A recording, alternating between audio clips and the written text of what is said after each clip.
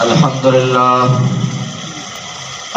لله رب العالمين والصلاة والسلام على سيد الأنبياء والصلاة والسلام على سيد الأنبياء وخاتم المعصومين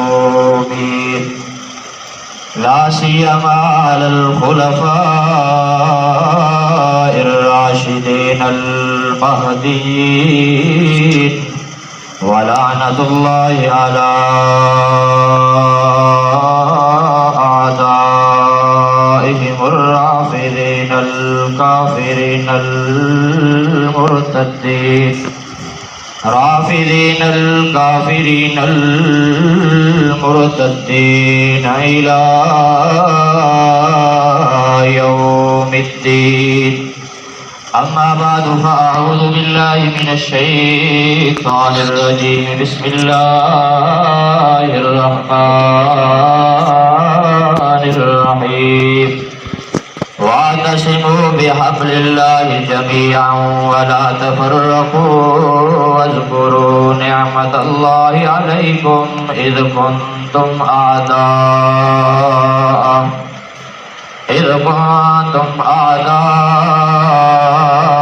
فألف بين قلوبكم فأصبحتم بنعمته إخوانا وكنتم على شفا حفرة من النار فأنقذكم منها كذلك يبين الله لكم آياته لعلكم تهتدون ولتكن منكم أمة يدعون إلى الخير ويأمرون بالمعروف وينهون عن المنكر وأولئك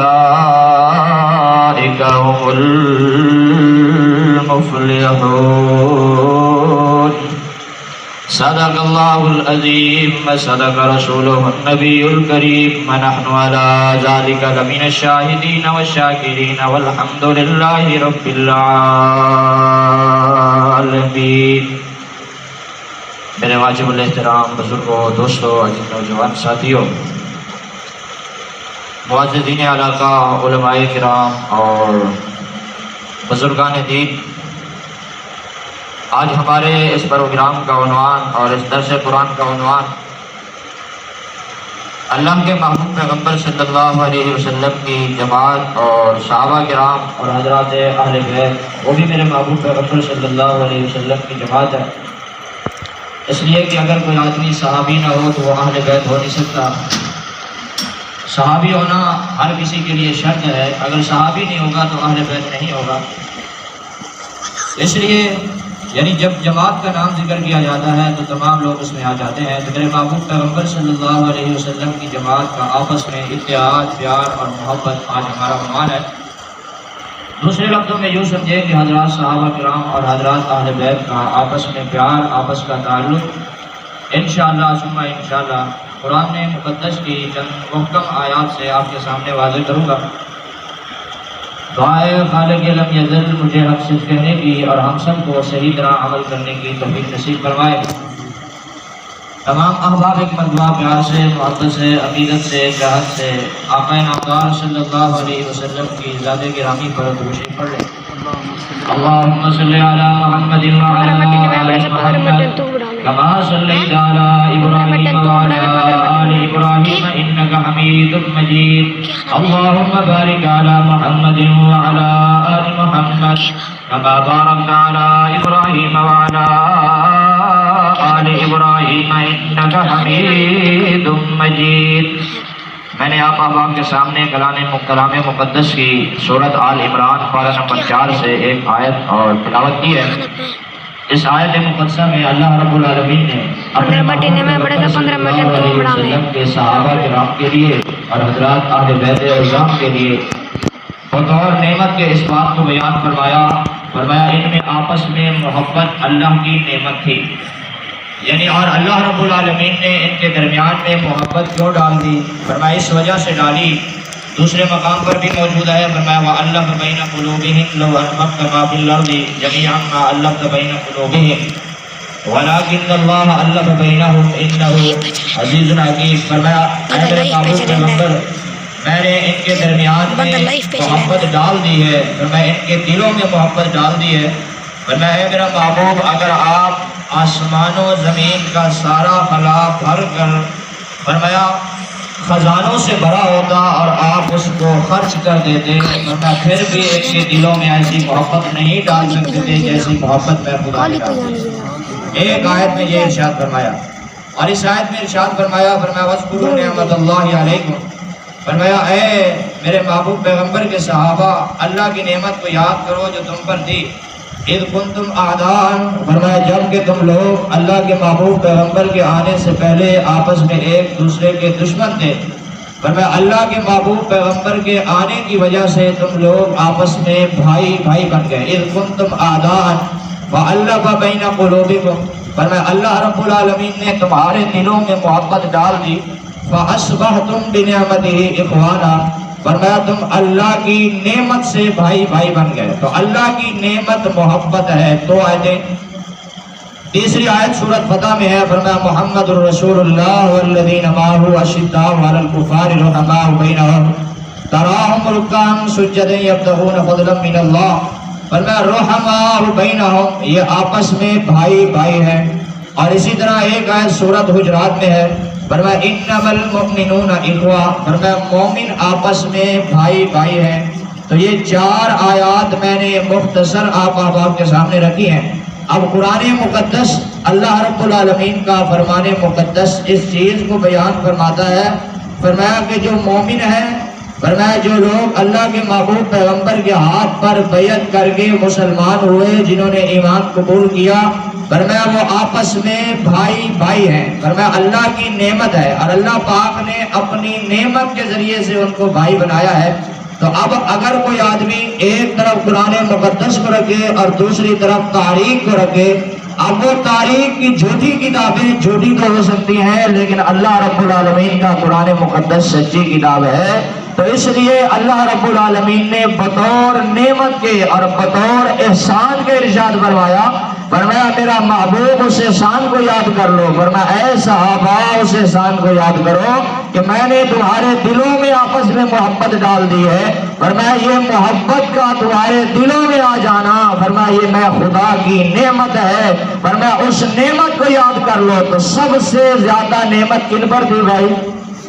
صحابہ کرام پر تھی، اس لیے کہ وہاں اللہ کے محبوب پیغمبر موجود تھے اور اللہ رب العالمین کا سب سے زیادہ انعام بھی ان پر تھا، تو اس لیے سب سے زیادہ محبت بھی انہی لوگوں کے دل میں آپس میں تھی اور آپس میں ان کا کوئی اختلاف نہیں تھا۔ میں نے بتایا کہ ایک طرف اگر آدمی تاریخ کی ساری کتابوں کو رکھے اور دوسری طرف اللہ رب العالمین کا کلام رکھے، اگر ایک آیت بھی ہوتی تو کافی تھا، اس لیے کہ سچی کتاب ہے، لیکن اللہ پاک نے بار بار بہت سارے مقامات پر ارشاد فرمایا اور بہت مرتبہ فرما دیا کہ میں نے ان کے دلوں میں محبت ڈال دی ہے۔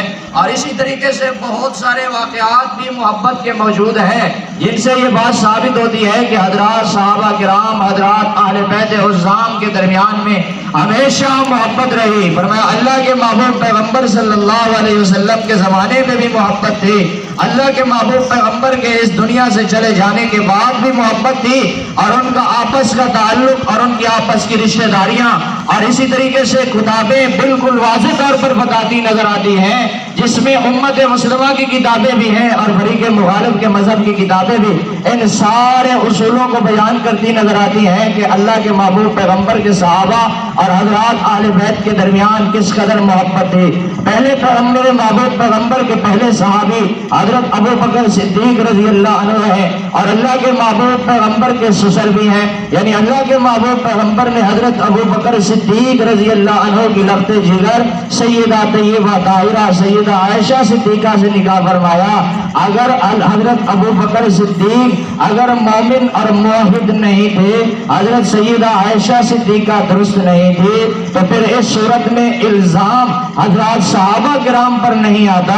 جو آدمی الزام لگانا چاہتا ہے تو اس کا الزام براہ راست اللہ کے محبوب پیغمبر پر آتا ہے، اور قرآن کے انکار پر آتا ہے کہ اللہ کے نبی نے قرآن کا انکار کیا، اس لیے کہ اللہ رب العالمین نے قرآن مقدس میں ارشاد فرمایا، اے میرے محبوب وَلَا تَنكِحُوا الْمُشْرِكَاتِ، کسی مشرک عورت سے نکاح نہ کرو یہاں تک کہ وہ ایمان لائے اور اللہ کے نبی نے ان کے اصول کے مطابق بقول ان کے کہنے کے مطابق حضرت عائشہ صدیقہ سے نکاح بھی کیا اور وہ مومن بھی نہیں تھی۔ میں نے کہا دیکھو تو صحیح، عجیب بات ہے کہ اللہ کا پیغمبر، معصوم پیغمبر قرآن کے مخالف کبھی کر سکتا نہیں ہے، تو اس لیے قرآن سچا ہے اور اللہ کا نبی بھی سچا ہے، اور بعد میں بولنے والی کتابیں تمہاری جھوٹی ہو سکتی ہیں، لیکن یہ بالکل سچ ہے کہ حضرت ابو بکر صدیق بھی مومن ہے، حضرت عمر بن خطاب بھی مومن ہے، اور سیدہ طیبہ طاہرہ عائشہ بھی مومن ہے۔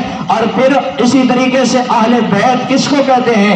اہل بیت، اللہ کا قرآن جن کو اہل بیت کہتا ہے وہ اللہ کے محبوب پیغمبر کی گھر والیاں ہیں، اور سورۃ الاحزاب نے بیان فرمایا انما یرید اللہ لیذھب عنکم الرجس اہل البیت وَيُطَهِّرَكُمْ تَطْهِيرًا، فرمایا اللہ رب العالمین ارادہ فرماتے ہیں، یہ چاہتے ہیں کہ اے گھر والے تم کو پاک کر دیں، اور فرمایا کہ وہ گھر والے کون ہیں؟ اگر دیکھا جائے کہ اللہ رب العالمین نے کس چیز سے ارادہ فرمایا، لوگ بہت سارے بیان کرتے ہیں جی فلاں اہل بیت ہے، فلاں اہل بیت ہے، لیکن اگر قرآن کو دیکھا جائے قرآن مقدس کے مطابق اہل بیت اللہ کے محبوب پیغمبر کی گھر والیاں ہیں، اس لیے کہ اہل بیت، اہل کا معنی والا، بیت میں نے گھر، یعنی گھر والوں کو اہل بیت کہا جاتا ہے، اس لیے کہا کہ، اور اسی رکوع میں بیان فرمایا اللہ کے محبوب پیغمبر صلی اللہ علیہ وسلم ایک مرتبہ جب بہت سارے غزوات ہوئے اور مسلمان بہت سارے علاقے فتح کر کے آئے، سورۃ احزاب کا یہ رکوع ہے اور اس میں واضح طور پر بیان فرمایا، پارہ نمبر 22 کا شروع کا حصہ ہے، فرمایا بہت سارا فتوحات ہوئی اور اللہ کے محبوب پیغمبر نے بہت سارا مال غنیمت آیا اور صحابہ کرام کو تقسیم کیا۔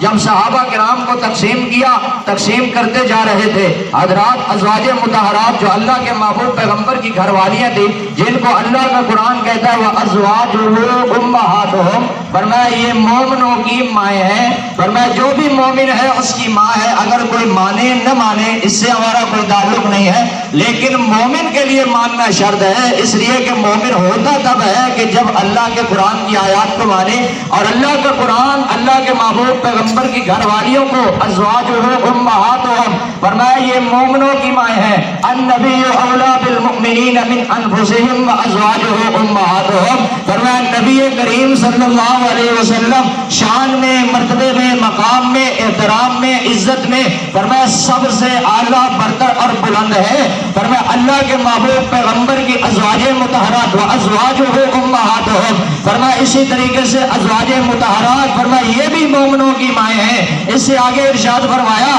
کہ جس وقت ان امہات المومنین نے آپس میں مشورہ کیا اور مشورہ کر کے کہنے لگی کہ ہم بھی جا کر اللہ کے محبوب پیغمبر سے سوال کریں گی کہ ہمیں بھی مال غنیمت سے حصہ دیا جائے اور دنیا کا کچھ حصہ ہمیں بھی مل جائے، تو میرے محبوب پیغمبر صلی اللہ علیہ وسلم کے پاس جمع ہو کر گئی، اپنا ایک نمائندہ منتخب کیا۔ بتانا میرا مقصد یہ ہے کہ اللہ کا قرآن اہل بیت کس کو کہتا ہے اور باقی اہل بیت کس طریقے سے ہیں، اس وجہ کو بتانا مقصد ہے کہ اللہ کا قرآن صرف اور صرف امہات المومنین کو اہل بیت کہتا ہے، کہ جو اللہ کے محبوب پیغمبر کی گھر والیاں ہیں وہی اہل بیت ہے، اس لیے کہ آیت بھی ان کے بارے میں اتر رہی ہے اور اللہ کے محبوب پیغمبر صلی اللہ علیہ وسلم کے پاس جا کر مطالبہ کرتے ہیں کہ یا رسول اللہ، اللہ رب العالمین نے بہت ساری فتوحات کا زمانہ کھولا اور بہت ساری فتوحات ہوئی اور بہت سارا سونا چاندی جمع ہوا اور آپ کے پاس مال کے ڈھیر لگ گئے، تو کیوں نہ ہو آپ جس طرح باقی صحابہ کرام کے لیے تقسیم کرتے جا رہے ہیں تو کچھ حصہ ہمیں بھی دے دیں۔ اللہ کے محبوب پیغمبر اس بات کو سن کر کچھ اپنی ازواج مطہرات سے خفا ہوئے اور خفا ہونے کے ساتھ ساتھ جدا ہو گئے، ایک الگ مقام پر اپنی رہائش رکھی اور صحابہ کرام میں یہ بات مشہور ہو گئی کہ اللہ کے محبوب پیغمبر صلی اللہ علیہ وسلم اپنی ازواج مطہرات سے جڑا ہے۔ صحابہ کرام پوچھنے لگے یا رسول اللہ آخر وجہ کیا ہے؟ اللہ کے محبوب پیغمبر نے ارشاد فرمایا کہ اس طریقے سے مجھ سے دنیا کا مطالبہ کرتی ہے، جبکہ میں محمد رسول اللہ لوگوں کو دنیا سے نکال کر اللہ کے راستے پر کھڑا کرنے کے لیے آیا ہوں۔ میں لوگوں کو اس ختم ہونے والی دنیا سے نکال کر اللہ کی محبت میں ڈالنے کے لیے آیا ہوں۔ میں لوگوں کو اس دنیا سے ہٹا کر اللہ کی عبادت کے لیے لانے کے لیے آیا ہوں، اور یہ مجھ سے دنیا کا مطالبہ کرتی ہے اور پھر کوئی اور نہیں، میری اپنی ازواج مطہرات ہیں، اور جن کو اللہ کا قرآن امہات المومنین کہتا ہے، ان کا مرتبہ اور مقام بہت بلند ہے، اور یہ مجھ سے دنیا کا مطالبہ کرتی ہے۔ اللہ کے محبوب پیغمبر ان سے جدا ہو گئے اور چند عرصہ تک 29 دن تک جدا رہے۔ 29 دنوں کے بعد اللہ رب العالمین نے سورۃ احزاب میں ایک مکمل رکوع اتارا اور ارشاد فرمایا، اے میرے محبوب پیغمبر، آپ ان اپنی ازواج مطہرات سے کہہ دیجئے کہ اللہ رب العالمین نے تمہیں بہت مقام عطا فرمایا ہے، بہت اعلیٰ منصب عطا کیا ہے۔ وہ مقام اور مرتبہ کیا ہے کہ آپ تمام مومنوں کی مائیں ہیں۔ اللہ رب العالمین نے تمہیں عزت اور مقام پر سرفراز کیا ہے۔ اب اسی وجہ سے جب آپ اللہ کے آخری پیغمبر کی ازواج ہیں، اس وجہ سے اللہ رب العالمین نے آپ کو اہل بیت میں شمار کیا ہے اور آپ کے لیے بہت بلند مرتبہ ہے۔ اب اس صورت میں اگر آپ دنیا کو چاہتی ہیں، فرمایا پھر تھوڑی سی دنیا دے کر ان کو اپنے سے جدا کر دیا جائے اور پھر ازواج مطہرات کے منصب سے بھی ہٹ جائیں گی۔ میرے محبوب پیغمبر صلی اللہ علیہ وسلم پر اترنے والی دوسری آیت میں حکم آیا، فرمایا اے میرے محبوب پیغمبر، آپ ان سے پوچھ لیجئے یہ دنیا چاہتی ہے یا اللہ اور اللہ کے رسول کو چاہتی ہے؟ فرمایا اگر اللہ اور اللہ کے رسول کو چاہتی ہے پھر اس صورت میں دنیا کا مطالبہ کرنا ان کے لیے درست نہیں ہے۔ میرے محبوب پیغمبر تشریف لائے، حضرت سیدہ عائشہ صدیقہ طیبہ طاہرہ مقدسہ ام المومنین کے گھر میں تشریف لائے اور فرمانے لگے، اے عائشہ، اللہ کا حکم آیا ہے، ایک قرآن کا رکوع اترا ہے، اس میں اللہ رب العالمین نے چند مسائل بیان فرمائے ہیں اور ایک حکم اتارا ہے، فرمایا ان کو اختیار دے دیجئے کہ آپ اللہ کو پسند کرتی ہیں، اللہ کے رسول کو پسند کرتی ہیں یا دنیا کی زندگی کو پسند کرتی ہیں، تو اس بارے میں آپ سے مشورہ کرنا چاہتا ہوں، اور آپ مشورہ کرنے سے پہلے اپنے والدین سے مشورہ کر لینا کہ اس میں آپ کس چیز کو پسند کریں گی۔ حضرت سیدہ عائشہ صدیقہ رضی اللہ عنہا فرمانے لگی، اے میرے محبوب پیغمبر، آپ بتائیے تو صحیح نا کہ آپ مجھے کیا کہنا چاہتے ہیں۔ جیسے اللہ کے محبوب پیغمبر نے ارشاد فرمایا، حضرت سیدہ عائشہ صدیقہ رضی اللہ عنہا کہنے لگی، یا رسول اللہ، میں تو آپ کو، اللہ کو اور اللہ کے رسول کو پسند کرنا چاہتی ہوں، دنیا کا مطالبہ نہیں کرتی ہوں۔ اسی طریقے سے باقی ازواج مطہرات نے بھی کہا کہ یا رسول اللہ، ہم اللہ اور اللہ کے رسول کو پسند کرتی ہیں۔ تو اس وقت اللہ رب العالمین نے ایک قانون بنا کر بھیجا۔ وہ قانون کیا تھا؟ فرمایا اے ازواج مطہرات، جس طرح تمہاری عظمت اعلیٰ ہے، جس طرح تمہارا مقام اعلیٰ ہے، جس طرح تمہارا مرتبہ اعلیٰ ہے، فرمایا اسی طریقے سے اگر تم ایک نیکی کرو گی اس کے بدلے میں تمہیں ڈبل اجر ملے گا۔ فرمایا اسی طریقے سے فرمایا مرتین، اگر تم ایک نیکی کرو گی اجر ڈبل ہوگا، اگر تم ایک گناہ کرو گی تمہارے لیے سزا بھی ڈبل ہوگی۔ اور اس وجہ سے کہ تمہارا مرتبہ اعلیٰ ہے اور اعلیٰ مرتبے کا آدمی اگر کوئی کمی کرتا ہے فرمایا اس کے لیے سزا بھی زیادہ ہوتی ہے۔ اس لیے اللہ رب العالمین نے یہ قانون بنا دیا۔ جب یہ قانون اللہ کی طرف سے اتر کر آیا، حضرات ازواج مطہرات سوچنے لگی کہ یا اللہ، آپ نے ایسا قانون کیوں بنا دیا ہے؟ اگر کوئی آدمی ایک گناہ کرتا ہے، تیرا قرآن مقدس بول کر کہتا ہے اس کو ایک گناہ کی سزا ملے گی، لیکن ازواج مطہرات میں سے اگر کوئی ایک گناہ کرتا ہے فرمایا اس کے لیے ڈبل سزا ہے، اگر کوئی ایک اجر کرتی ہے اس کے لیے ڈبل اجر ہے۔ یا اللہ، یہ تیرا قانون کس لیے ہے؟ تو اللہ رب العالمین نے اپنے محبوب پیغمبر کے سینے پر پھر قرآن اتارا اور فرمایا کہ میرا محبوب، آپ کو معلوم نہیں ہے، انما یرید اللہ لیذھب عنکم الرجس اہل البیت، فرمایا میرا محبوب پیغمبر، اللہ رب العالمین نے یہ سخت قانون اس وجہ سے بنایا ہے تاکہ تمہارے گھر والوں کو پاک کر دیں اور فرمایا ان سے نجاست کو دور کر دیں۔ تو جب اللہ رب العالمین نے یہ قانون بنایا تو اس قانون میں فرمایا کہ میں نے اس قانون سے یہ ارادہ کیا ہے۔ ابھی میں آسانی سمجھا دیتا ہوں۔ اگر ایک آدمی مدرسے کا استاد ہے، وہ ایک قانون بناتا ہے، اگر کوئی بچہ مدرسے کے گیٹ سے باہر جائے گا ہم اس کو اتنی سزا دیں گے، اور کچھ بچے بڑے ہیں ان کے بارے میں استاد کہتا ہے کہ اگر یہ بچہ بڑا ہونے کے باوجود مدرسے سے باہر جاتا ہے تو اس کو میں ڈبل سزا دوں گا۔ وہ بچہ پوچھتا ہے آخر وجہ کیا ہے کہ مجھے ڈبل سزا دی جاتی ہے اور باقی بچوں کے لیے ایک سزا ہے؟ تو استاد جواب دیتا ہے اس لیے کہ تیرا مقام کیا ہے؟ بلند ہے، تیرا مقام بلند ہے، تیرا درجہ بلند ہے، اسی وجہ سے تمہارے لیے سزا بھی ڈبل ہے، اور اگر تو نہیں جائے گا تیرے لیے انعام بھی کیا ہوگا؟ ڈبل ہوگا، تمہارے لیے انعام بھی کیا ہوگا؟ اعلیٰ ہوگا۔ تو اس لیے اللہ رب العالمین نے اپنے محبوب پیغمبر صلی اللہ علیہ وسلم کی ازواج مطہرات کے بارے میں قانون بھی ڈبل بنا دیا۔ فرمایا اگر تم انعام کرو گی، فرمایا اگر ایک نیکی کرو گی تو اس نیکی میں تمہارے لیے ڈبل بھی اجر ہوگا، اور فرمایا اسی طریقے سے اگر تم گناہ کرو گی تو اس میں سزا بھی تمہارے لیے کیا ہوگی؟ ڈبل ہوگی۔ تو جب یہ اصول بنا دیا، اب اس اصول میں حضرات امہات المومنین پریشان تھی کہ ہمارے لیے یہ اصول کیوں آیا؟ تو اللہ رب العالمین نے پھر قرآن مقدس کی آیت ارشاد فرمائی اور فرمایا انما یرید اللہ لیذھب عنکم الرجس اہل البیت ویطہرکم تطہیرا۔ فرمایا رب یہ چاہتا ہے کہ اہل بیت کو پاک کر دیا جائے، یعنی یہ قانون اس وجہ سے اللہ تعالیٰ نے بنا دیا کہ تاکہ اہل بیت پاک ہو جائیں۔ تو بتا دیا کہ اہل بیت کون ہے؟ اللہ کے محبوب پیغمبر کی گھر والیاں ہیں۔ اور پھر اللہ کے محبوب علیہ السلام نے جب دیکھا کہ ازواج مطہرات کے بارے میں تو یہ قانون آ گیا، اور اللہ رب العالمین نے ارشاد فرما دیا، اللہ کے محبوب پیغمبر نے احادیث مبارکہ میں آتا ہے حضرت حسن کو بلایا، حضرت حسین کو بلایا، حضرت سیدہ فاطمہ الزہرا کو بلایا، حضرت علی المرتضیٰ کو بلایا، اور بلا کر ان کے اوپر چادر کر کے فرمایا اللہم ہؤلاء اہل بیتی، یا اللہ ازواج مطہرات تو قرآن کے اعتبار سے میرے اہل بیت میں داخل ہیں، اور یہ میری دعا کے صدقے سے ان کو بھی اہل بیت میں داخل فرما دے۔ تو اللہ رب العالمین نے ان کو بھی اہل بیت میں داخل فرمایا۔ تو سب سے پہلے قرآن مقدس کے اعتبار سے جو اہل بیت کا مصداق ہے تو اللہ کے محبوب پیغمبر کی گھر والیاں ہیں، اور پھر اس کے بعد حضرت علی المرتضیٰ، حضرت حسن و حسین اور حضرت سیدہ فاطمہ الزہرا۔ اب سوال اٹھتا ہے کہ اللہ کے محبوب پیغمبر کی تو 4 بیٹیاں تھیں، باقی بیٹیوں کو اس پہ داخل کیوں نہیں کیا؟ اس کا جواب بہت آسان ہے، اس لیے کہ جب اللہ کے محبوب پیغمبر صلی اللہ علیہ وسلم پر یہ آیت اتری، یہ غزوہ احزاب کے بعد آئی ہے، اور جب غزوہ احزاب ہوا ہے اس وقت اللہ کے محبوب پیغمبر صلی اللہ علیہ وسلم کی باقی بیٹیاں وفات فرما چکی تھیں، اور اس وجہ سے اللہ کے محبوب علیہ السلام نے باقی بیٹیوں کو اس میں شامل کیا نہیں۔ اور اگر پھر بھی سوال کریں تو ان کی اپنی کتاب کا نام اصول کافی ہے، اور اصول کافی میں مکمل باب موجود ہے، ابواب التاریخ، اور اس میں باب مولد النبی صلی اللہ علیہ وسلم، اور اس میں موجود ہے کہ اللہ کے محبوب پیغمبر صلی اللہ علیہ وسلم کی اولاد کتنی تھی۔ اس میں لکھا ہے کہ اللہ کے نبی علیہ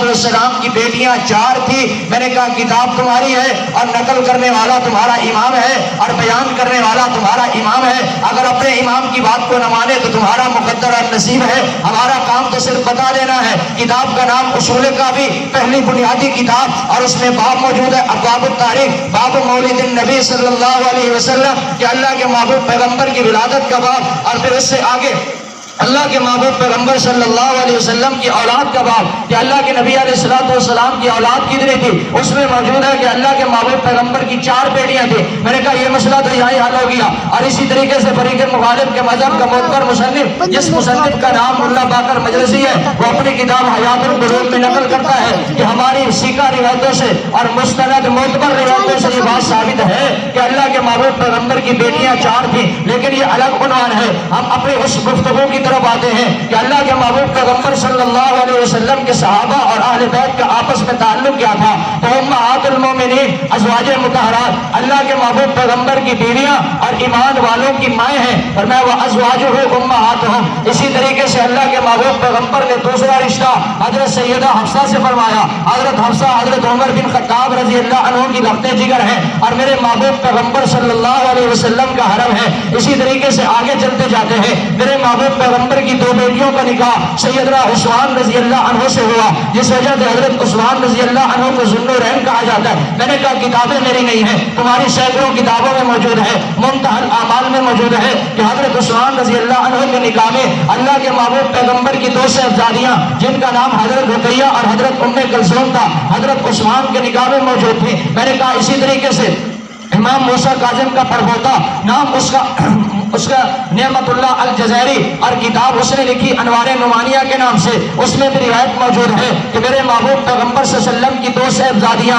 اور حضرت رقیہ اور حضرت ام کلثوم، ان کا نکاح حضرت عثمان بن عفان سے ہوا، اور اسی وجہ سے حضرت عثمان رضی اللہ عنہ کو ذوالنورین کہا جاتا ہے۔ اسی طریقے سے میرے محبوب پیغمبر صلی اللہ علیہ وسلم کی ایک لخت جگر کا نکاح حضرت سیدنا علی المرتضیٰ سے ہوا، اور پھر اسی طریقے سے آگے چلتے جاتے ہیں حضرت علی المرتضیٰ کا رشتہ حضرت ابو بکر صدیق رضی اللہ عنہ سے کس طرح ہے۔ حضرت ابو بکر صدیق رضی اللہ عنہ سے حضرت علی المرتضیٰ نے اپنی باوج یعنی اپنی بھابھی جو حضرت جعفر کی بیوی تھی، حضرت جعفر طیار کی شہادت کے بعد ان کی جنگ موتا میں شہادت، اور پھر ان کی شہادت کے بعد میرے محبوب پیغمبر صلی اللہ علیہ وسلم کے صحابی حضرت علی المرتضیٰ نے اپنی اس باوج اپنی اس بھابھی ان کا نکاح حضرت ابو بکر صدیق سے کیا، نام ان کا اسما ہے۔ میں نے کہا کتابیں تمہاری ہیں، طریق مخالف کے مذہب کی معتبر کتاب جس کتاب کا نام کشف الغمہ فی معرفت الائمہ، اس میں یہ روایت موجود ہے۔ میں نے کہا اسی طریقے سے بہار الانوار میں موجود ہے، ملا باقر مجلسی کی کتاب ہے، اس میں موجود ہے کہ حضرت اسما کا نکاح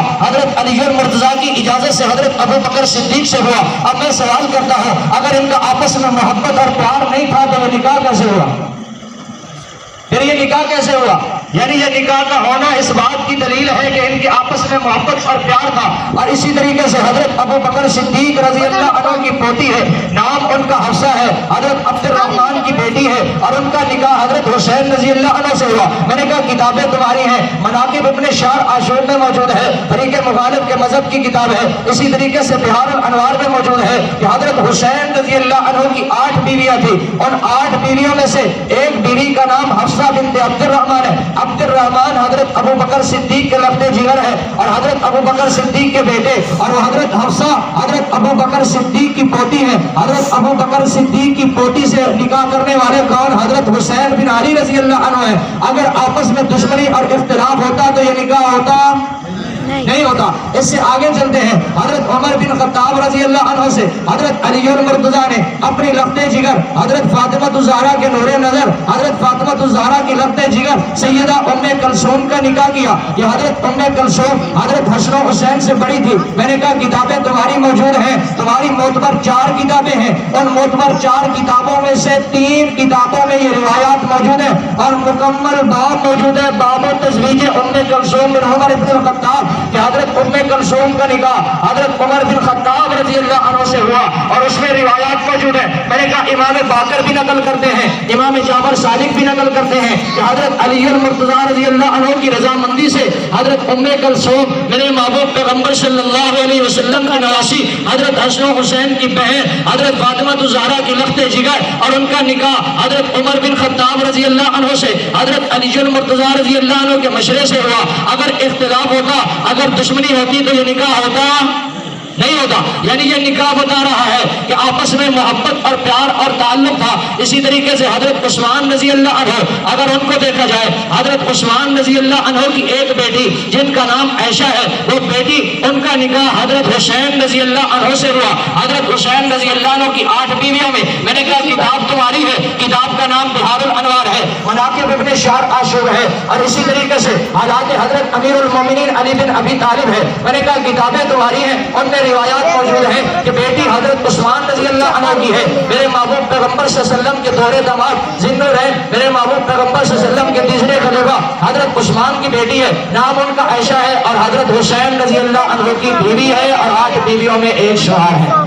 میں نے کہا کتابیں تمہاری ہیں، اور بالکل اس میں واضح روایات موجود ہیں۔ اور پھر اسی طریقے سے اگر آگے چلتے جاتے ہیں، میں نے کہا اگر اپنے اماموں کے حالات کو دیکھتے جائیں تو امام زین العابدین پہلی کتاب کا نام اصول کافی ہے، یعنی اگر ان کے 12 اماموں کو دیکھا جائے، اگر حضرت عمر بن خطاب رضی اللہ عنہ کو درمیان سے ہٹا دیا جائے تو ان کے امام بھی بچتے نہیں ہے، اس لیے کہ سارے کے سارا نسب چلنے والا کہاں سے ہے؟ شہر بانوں سے ہے۔ شہر بانوں کون ہے؟ کتاب ان کی ہے، کتاب کا نام اصول کافی، اور اصول کافی میں مکمل باب موجود ہے، باب مولد الامام علی بن الحسین، یعنی حضرت حسین کے بیٹے علی، نام ان کا امام زین العابدین ہے، کربلا کے میدان میں موجود ہے۔ اس وقت ان کی عمر 23 سال ہے، اور 23 سال کی عمر میں میدان کربلا میں موجود ہے، اور وہاں ان کی موجودگی، اور اس وقت وہاں بھی ان کا ایک بیٹا ہے جس کا نام امام محمد باقر اور لوگ کہتے ہیں کہ امام زین العابدین کربلا میں بچے تھے، بچے نہیں تھے، بچ گئے تھے، یعنی وہاں بیمار تھے اور وہاں سے بچ گئے تھے۔ پھر لوگوں نے ایک اور عقیدہ بھی بنا رکھا ہے، کہتے ہیں کہ یہ کربلا سے مٹی لائے ہیں، اگر کوئی اس کو چوم لیتا ہے، چاٹ لیتا ہے تو اس سے شفا ملتی ہے۔ پوچھا جائے کہ امام وہاں کیا کرتے تھے تو بتاتے ہیں کہ امام زین العابدین وہاں بیمار تھے، امام وہاں بیمار تھا، یہ مٹی وہاں سے لے کر آیا، کہتے ہیں اس سے شفا ملتی ہے۔ نہیں سمجھے؟ یعنی مٹی سے شفا ملتی ہے، امام وہاں کیا تھا؟ بیمار تھا۔ جو امام وہاں بیمار ہے اس کو شفا نہیں ملی تو تمہیں کیسے شفا ملتی ہے؟ یعنی کیسے غلط عقیدہ بنایا کہ امام وہاں بیمار تھا اور خود مٹی لے کر آتے ہیں، کہتے ہیں کہ اس مٹی سے شفا ملتی ہے۔ اس سے آگے دیکھیں تو ان امام زین العابدین کی والدہ جن کا نام شہر بانو ہے، حضرت عمر بن خطاب رضی اللہ عنہ کا زمانہ خلافت ہے۔ میں نے بتا دیا فریق مخالف کے مذہب کی معتبر کتاب جس کتاب کا نام اصول کافی ہے، باب مولد علی بن الحسین، یعنی حضرت حسین کے بیٹے علی کی ولادت کے بارے میں باب ہے، اور جہاں پہلی روایت موجود ہے کہ ان کی والدہ کا نام کیا تھا، ان کی والدہ کا نام حضرت شہر بانو تھا۔ حضرت شہر بانو کیسے آئی؟ حضرت شہر بانو کو گرفتار کر کے لایا گیا۔ یزدجردر بادشاہ جو ایران کا بادشاہ تھا اس کی 2 صاحبزادیاں تھیں اور اس نے ہرمز کو اپنے ایک وزیر کو بھیجا جو مسلمانوں سے لڑائی کے لیے آیا، اور مسلمانوں کی فوج کو بھیجنے والے حضرت عمر بن خطاب رضی اللہ عنہ تھے۔ حضرت عمر بن خطاب رضی اللہ عنہ مسلمانوں کی فوج کو بھیجا اور مسلمانوں کی فوج نے وہاں جا کر لشکر کشی کی اور وہاں کا علاقہ ایران کا شہر مدائن فتح کیا، اور وہاں سے ایران کے بادشاہ کی 2 لڑکیاں اور 2 صاحبزادیاں گرفتار ہو کر آئیں۔ ان میں سے ایک کا نام شہربانو تھا جس کو شاہ جہان کہا جاتا تھا۔ جس وقت وہ دربار میں داخل ہوئے، فریق مخالف کے مذہب کا مصنف لکھتا ہے صرف ایک کتاب میں موجود نہیں ہے، بہار الانوار میں موجود ہے، کشف الغمہ میں موجود ہے، اسی طریقے سے ضیاء العیون میں موجود ہے، فریق مخالف کے مذہب کی سینکڑوں کتابوں میں یہ واقعہ موجود ہے کہ یہ نکاح حضرت عمر بن خطاب رضی اللہ عنہ نے اپنے زمانہ خلافت میں پڑھایا تھا، اور حضرت عمر بن خطاب رضی اللہ عنہ نے اس عورت سے حضرت حسین رضی اللہ عنہ کا نکاح کروایا، اور نام اس کا شہر بانو۔ جس وقت وہ اس دربار میں داخل ہوئی اس وقت عورتیں اپنے گھروں کی چھتوں پر چڑھ کر ان عورتوں کی خوبصورتی اور حسن و جمال کو دیکھ رہی تھی، اور حضرت حسین رضی اللہ عنہ بھی اس وقت مسجد میں موجود تھے۔ حضرت عمر بن خطاب رضی اللہ عنہ مسجد نبوی میں مصلی نبوت پر منبر نبوت پر جلوہ افروز تھے، اور ان کے پہلو میں بیٹھنے والے حضرت سیدنا علی المرتضیٰ شیر خدا رضی اللہ عنہ موجود تھے۔ میرے محبوب پیغمبر صلی اللہ علیہ وسلم کے صحابی حضرت عمر بن خطاب رضی اللہ عنہ کی نگاہ جیسے ان دونوں شہزادیوں کے چہرے پر پڑی، وہ شہزادیاں اپنے چہرے کو ڈھانپ رہی تھی، وقت وجہ ہو اپنے چہرے کو ڈھانپ رہی تھی۔ حضرت عمر بن خطاب رضی اللہ عنہ کے دیکھنے کے ساتھ ساتھ حضرت علی المرتضیٰ نے ارشاد فرمایا، حضرت عمر رضی اللہ عنہ کو مشورہ دینے لگے کہ امیر المومنین عمر بن خطاب، آپ میرا مشورہ مانیں کہ ان دونوں شہزادیاں یہ بادشاہ کی بیٹیاں ہیں، آپ ان کو اجازت دے دیں مسلمانوں میں سے جس کے ساتھ یہ چاہے اپنا نکاح کر لیں۔ تو ان میں سے حضرت عمر بن خطاب رضی اللہ عنہ نے حضرت علی المرتضیٰ کے مشورے کو مانتے ہوئے ان دونوں شہزادیوں کو اجازت دے دی، فرمایا جہاں آپ چاہتی ہیں نکاح کر سکتی ہیں۔ ان دونوں شہزادیوں میں سے ایک شہزادی نے حضرت حسین رضی اللہ عنہ کے کندھے پر جا کر ہاتھ رکھا، نام اس کا شاہ جہان تھا۔ حضرت علی المرتضیٰ نے فرمایا آج کے بعد تمہارا نام شہر بانو ہے، اور وہ شہر بانو حضرت حسین رضی اللہ عنہ کا نکاح پڑھانے والے صحابہ کی مجلس میں حضرت عمر بن خطاب رضی اللہ عنہ تھے۔ اگر شہر بانو حضرت عمر بن خطاب کی خلافت درست نہیں تھی تو شہر بانو کا نکاح بھی درست نہیں ہے۔ اگر حضرت عمر بن خطاب درست نہیں تھے تو پھر شہر بانو کا نکاح بھی درست نہیں۔ اگر شہر بانو کا نکاح درست نہیں ہے تو امام زین العابدین کی پیدائش بھی درست نہیں۔ اگر امام زین العابدین کی پیدائش درست نہیں ہے تو امام محمد باقر کی پیدائش بھی درست نہیں۔ اگر امام محمد باقر کی پیدائش درست نہیں ہے تو امام محمد جعفر صادق کی پیدائش بھی درست نہیں ہے۔ موسیٰ کاظم، علی تقی، محمد نقی، حسن عسکری، اسی طریقے سے سارے اماموں کی پیدائش درست ہو سکتی نہیں۔ جب تک فریق مخالف حضرت عمر بن خطاب رضی اللہ عنہ کو سچا نہیں مانتا تو اس کے اماموں کی ولادت بھی درست ہو سکتی نہیں ہے۔ تو اس لیے اللہ رب العالمین نے قرآن مقدس میں ان حضرات کے واقعات کو بیان فرمایا ہے، فرمایا ان کی آپس میں محبت تھی، ان کا آپس میں پیار تھا، ان کا آپس میں تعلق تھا۔ اس طریقے سے اور بھی بہت ساری رشتہ داریاں ہیں جو حضرت حسین رضی اللہ عنہ، حضرت علی المرتضیٰ رضی اللہ عنہ کا آپس میں تعلق تھا۔ حضرت ابو بکر صدیق رضی اللہ عنہ کے ہاتھ پر بیعت کر کے حضرت حضرت علی المرتضیٰ شیر خدا. میں نے کہا کتاب تمہاری ہے. کتاب کا نام اصول کافی, جلد نمبر 8, کتاب الروضہ, صفحہ نمبر 296 پر عبارت موجود ہے کہ حضرت علی المرتضیٰ نے حضرت ابو بکر صدیق کے ہاتھ پر بیعت رکھ کے حضرت ابو بکر صدیق کو اپنا امام مان کر کھڑے ہوئے اور بتا دیا کہ ابو بکر صدیق میرے امام ہے. اگر کوئی مجھے امام مانے گا تو پہلے ابو بکر صدیق کو امام ماننا ضروری ہے. یعنی اگر ابو بکر صدیق کو امام نہ مانا جائے تو حضرت علی المرتضیٰ کو بھی امام مانا جا سکتا نہیں ہے. میں نے کہا اسی طریقے سے حضرت ابو بکر صدیق کے نام پر حضرت علی المرتضیٰ نے اپنے بیٹوں کے نام رکھے. کتاب تمہاری ہے. کتاب کا نام سلیم بن قیس ہلالی, فریق مخالف کے مذہب کی معتبر کتاب ہے. اس کتاب میں روایت موجود ہے کہ حضرت علی المرتضیٰ نے اپنے ایک بیٹے کا نام ابو بکر رکھا اور 2 بیٹوں کا نام عمر کے نام پر رکھا. میں نے کہا صرف ایک کتاب میں نہیں ہے, بصائر الدرجات میں موجود ہے, منتہی الاعمال میں موجود ہے, تنقیح المقال میں موجود ہے, جلاء العیون میں موجود ہے, بہار الانوار میں موجود ہے, کشف الغمہ میں موجود ہے, فی معرفت الائمہ میں موجود ہے. میں نے کہا کتابیں تمہاری ہیں. ان میں لکھا ہے کہ نام حضرت بیٹے حضرت علی المرتضیٰ کے ہیں, نام ابو بکر بن علی ہے. دوسرا بیٹا حضرت علی المرتضیٰ کا ہے, نام عمر بن علی ہے. تیسرا بیٹا حضرت علی المرتضیٰ کا ہے, نام عمر بن علی ہے. میں نے کہا اگر تو یہاں بھی تسلیم نہیں کرتا تو پھر کربلا کے میدان میں چلا جا, وہاں سے جا کر حضرت علی المرتضیٰ کے بیٹوں کے ناموں کی لسٹ نکالو, اپنی کتابوں سے دیکھو کہ کربلا میں شہید ہونے والے کون ہیں اور ان کا نام کیا ہے. میں نے کہا کتاب میری نہیں ہے, کتاب تمہاری ہے. کتاب کا نام تاریخ آسم کوفی ہے. اس میں لکھا ہے کہ کربلا کا سب سے پہلا شہید ابو بکر بن علی ہے. شہید تو کربلا میں ہوا, بھائی تو حضرت حسین کا تھا, بیٹا تو حضرت علی کا تھا, لیکن نام ابو بکر صدیق تھا. میں نے کہا کتابیں تمہاری ہیں. پھر صرف یہاں تک نہیں ہے, تاریخ آسم کوفی میں دوسری روایت موجود ہے کہ دوسرے نمبر پر کربلا میں شہید ہونے والے کا نام عمر ہے, عمر بن علی ہے, بھائی حضرت حسین کا ہے, شہید کربلا ہے, شہید کربلا میں ہوا ہے, نام اس کا عمر ہے, بھائی حضرت حسین کا ہے, بیٹا علی المرتضیٰ کا ہے. اور حضرت عمر بن خطاب کی نسبت پر حضرت علی المرتضیٰ نے اپنے بیٹے کا نام عمر رکھا. میں نے کہا اگر پھر بھی نہیں مانتے آگے لے چلتا ہوں. میں نے کہا پھر بھی اگر نہیں مانتے, اگر ان کتابوں سے نہیں جان تمہاری چھوڑ دی, لیکن اگر آگے چلتے ہو تو پھر بھی ہم لے کر چلتے ہیں. وہاں چلے جاؤ, وہاں کربلا کے میدان میں اس قبرستان کو دیکھو.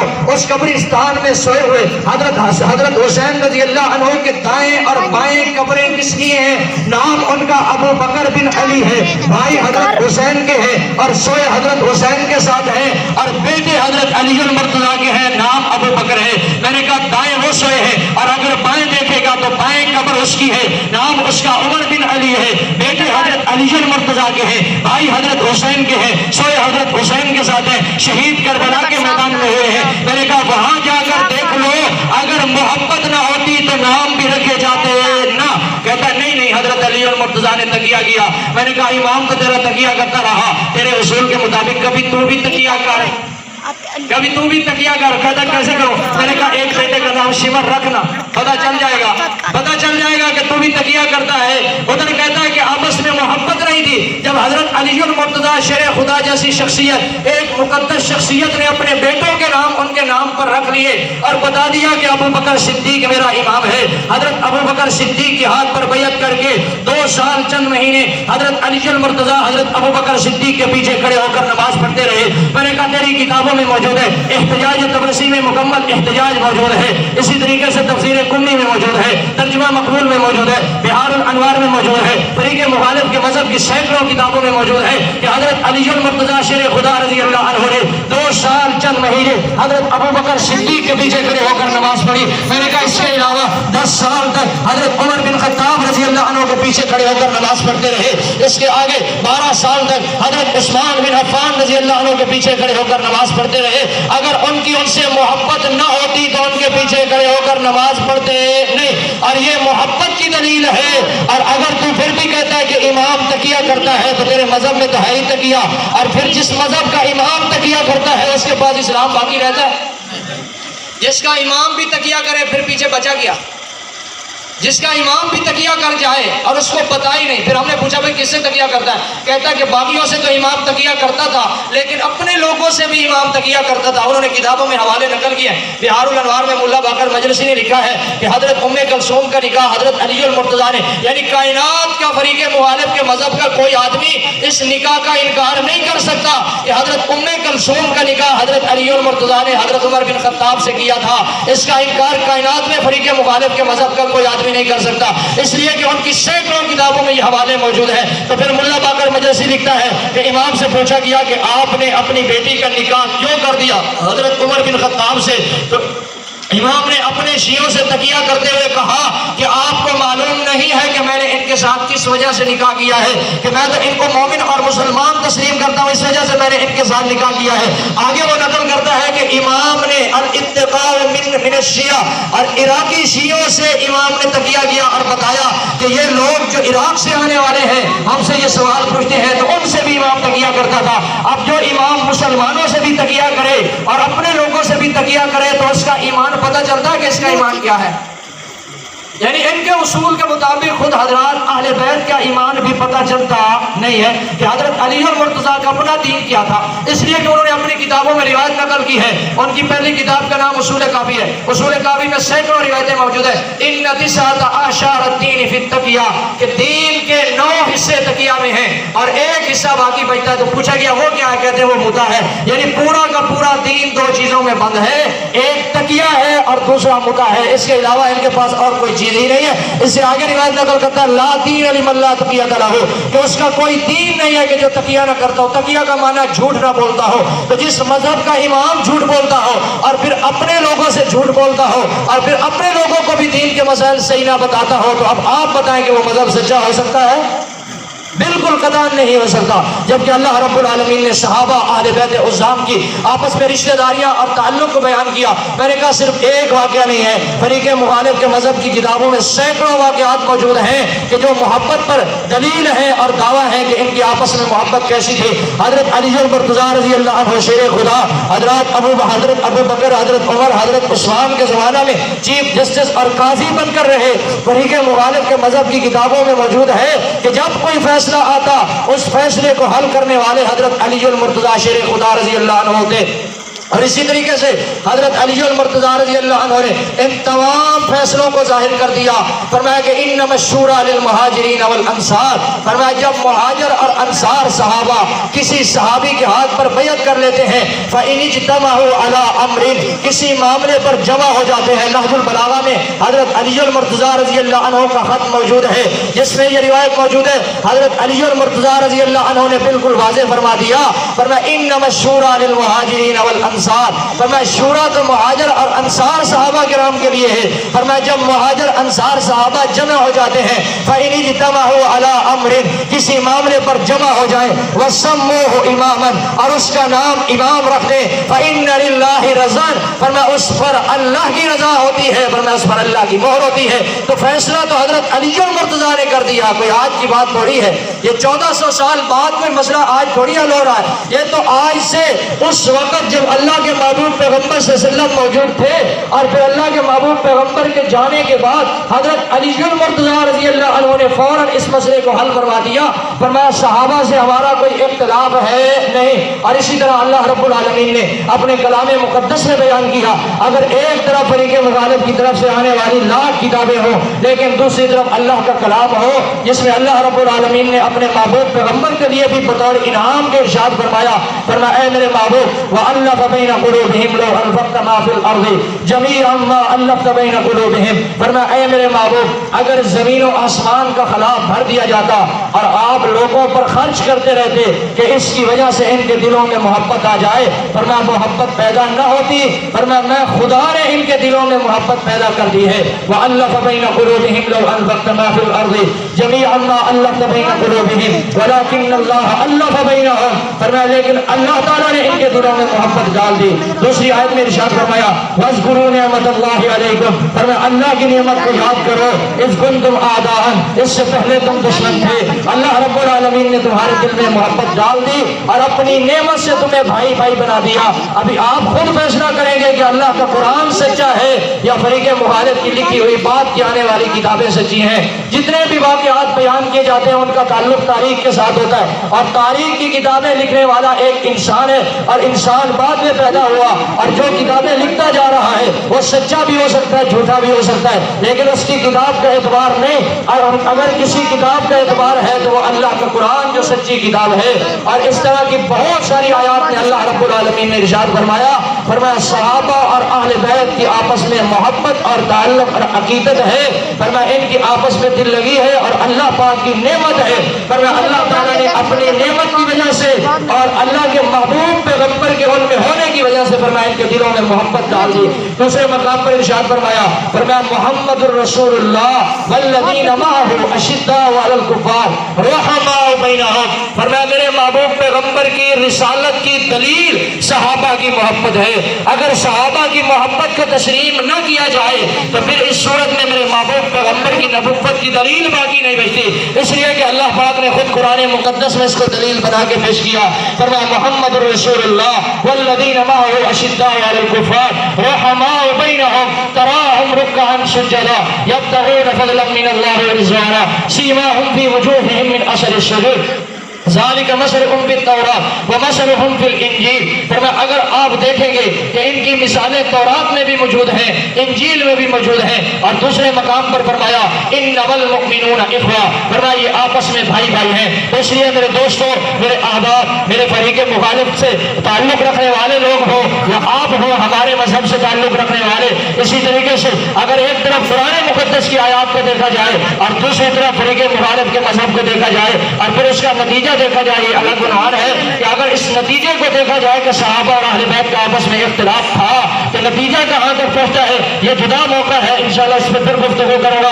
لیکن اگر قرآن مقدس کی روح سے دیکھا جائے ہم ان کو تین صورتوں میں بیان کرتے ہیں۔ نمبر ایک ہم اس کو بیان کرتے ہیں قرآن کے حوالے سے کہ صحابہ اور اہل بیت کا آپس میں تعلق ہے۔ نمبر دو ہم اس کو بیان کرتے ہیں صحابہ کرام کے آپس کی رشتہ داریوں سے، اور نمبر تین ہم اس کو بیان کرتے ہیں عقل کے اعتبار سے۔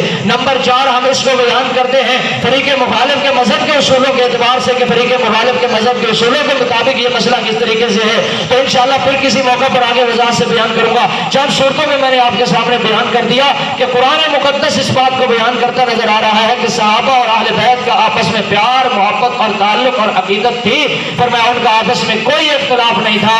اگر صحابہ اور اہل بیت کا اختلاف مانا جائے فرمایا نہ شریعت بچتی ہے، نہ اسلام بچتا ہے، نہ قرآن بچتا ہے۔ اور اگر صحابہ اور اہل بیت کا اختلاف مانا جائے تو حضرت علی المرتضیٰ رضی اللہ عنہ کی سیرت بھی باقی بچتی نہیں ہے، اس لیے کہ ان کی ساری زندگی حضرات صحابہ کرام کے ساتھ گزری ہے، اور ان ائمہ کی زندگی بھی باقی بچتی نہیں ہے، اس لیے کہ تمام امام ان کو اپنے لیے رہبر، رہنما اور پیشوا تسلیم کرتے نظر آ رہے ہیں۔ اور اسی طریقے سے باقی جتنی روایات آئیں گی وہ تاریخ کے حوالے ہوں گے، ان پر اعتبار کرنا ضروری نہیں ہے، اور باقی جتنی اختلافات کی باتیں ہیں وہ بعد کی لکھی ہوئی کتابوں میں ہیں۔ تو آپ لوگ سنجیدہ سمجھدار ہیں کہ ہم اللہ کے قرآن کو ماننے والے اور یہ ہدایت والی کتاب ہے۔ تو آخر میں اتنا ہی کہوں گا، حق بات پکڑتے ہے پکڑ جائے زبان میری، اظہار حق تو کر جائے گا ٹپکے گا جو لہو میرا۔ وآخر دعوانا ان الحمد للہ رب العالمین۔